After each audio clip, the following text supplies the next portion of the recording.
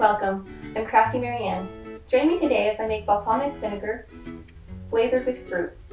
Alright, so the flavorings we're going to be adding will be one jar that's made with strawberries, and the other jar is going to be made with a triple berry, a raspberry, blackberry, and blueberry mix.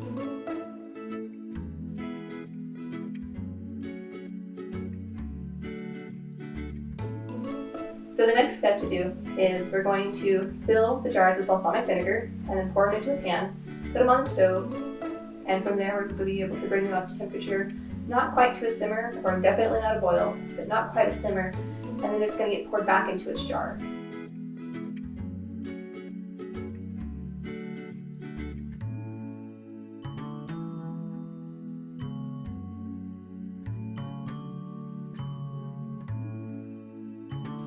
Alright, so now we're ready to pour the balsamic and strawberries into the jar. After that, I'm going to do the mixed berries in the other jar. We'll put the lid on.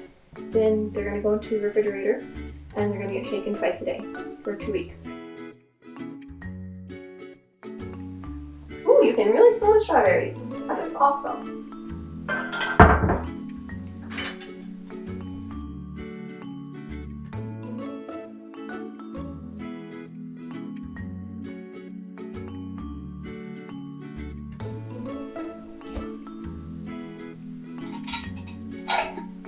I always try my best to keep the dark balsamic off of my kitchen towels and off my clothes because it will stain.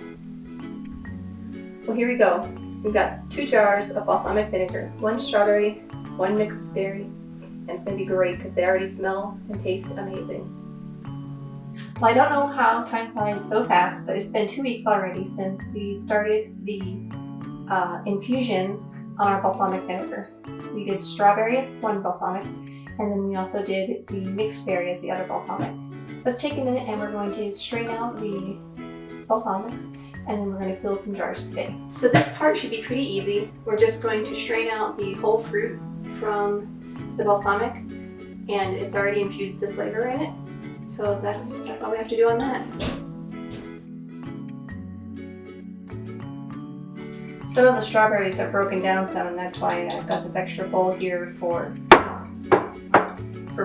when it's strained. That way I can have a place to put the strawberries. Alright, so we're ready to strain the berries out of the balsamic, and I hope it smells as good as the strawberries are, so that's good.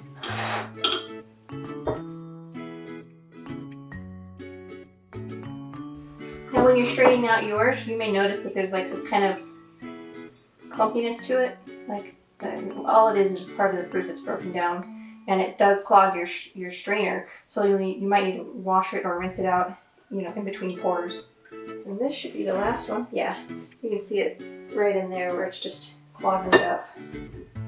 If you get a spill or make a mess like I just did, make sure you wipe it up really quick because it can dye your countertops. And I don't think that's anything you want. I know it's something I don't want. Alright, now we're just down to, because I have a limited number of jars, I'm going to do 2 jars for each flavor, and I'll have a little bit left over that we'll use in the salad tonight.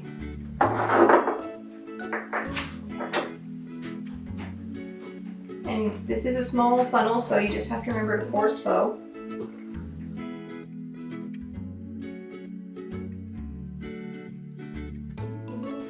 So if you have any questions or comments or thoughts and ideas, something you'd like to see, some recipe you want to try or have tried for you, I ask that you leave them down in the comment section.